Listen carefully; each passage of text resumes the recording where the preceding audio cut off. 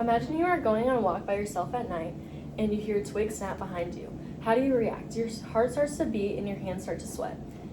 And your senses sharpen. The feeling you are having is called fear. Today I want to show you the process your brain has when it comes to fear. I've always been intrigued by fear in the brain ever since I took my first psychology class. Understanding how fear works in the brain can help us realize how we all are alike. Everyone with a fully functioning brain has experienced fear once in their life. In this speech, we'll dig into the process your brain goes through to make fear by discussing the process that triggers your fight or flight response, how your memories shape your fears. By the end, you should have a better understanding of what happens in your brain when you are afraid. You might wonder what first triggers this process. The process starts with sensory information. Sensory information is what you see or hear around you.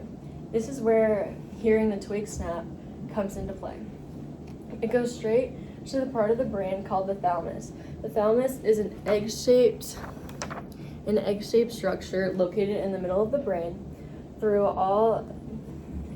controls all motor movement and sensory information passing through. Through the thalamus, the information splits off into two different directions. The first route it takes is to the amygdala, which is the immediate response. According to Cleveland Clinic, on their article called Amygdala, last updated in 2025, the amygdala is an almond-shaped object that processes and interprets emotion. It also plays a big role in survival and controls your emotions, but particularly controls fear. The amygdala is the alarm that activates various glands in the brain to produce lots of hormones. These hormones affect the body by causing your heart to quicken, breath to speed up, and muscles to tense. They also cause your fight or flight response to kick in and make you prepared to attack an enemy. This is when you hear the twig snap, you might tense and become alert, becoming ready for whatever might happen. Remember how I told you there were two routes taking place at once? Let's get into the other.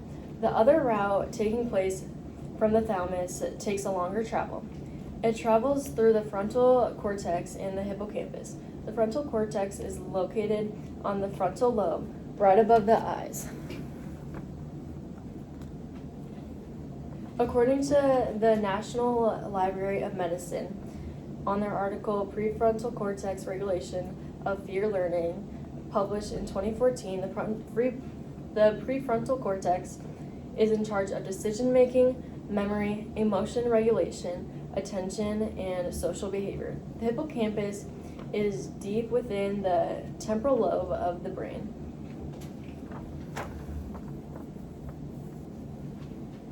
It's in charge of learning and short-term and long-term memory.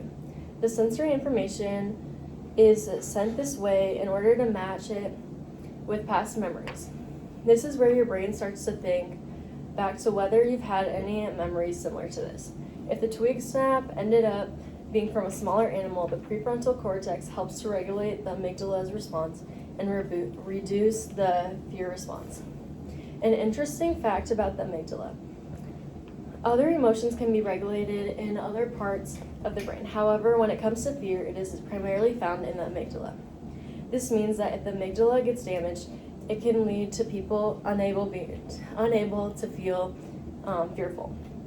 This can be very dangerous when put in situations where you need fear in order to trigger your fight or flight response. Now that you have a better understanding of how fear works in the brain, let's go over the process. The process starts with sensory information, goes to the thalamus, which splits the information and sends it either to the amygdala or the prefrontal cortex and hippocampus. I hope learning this information will encourage you to do your own research on the brain. Next time you feel a rush of fear, remember it's not just a feeling, but a very complex process that can save your life.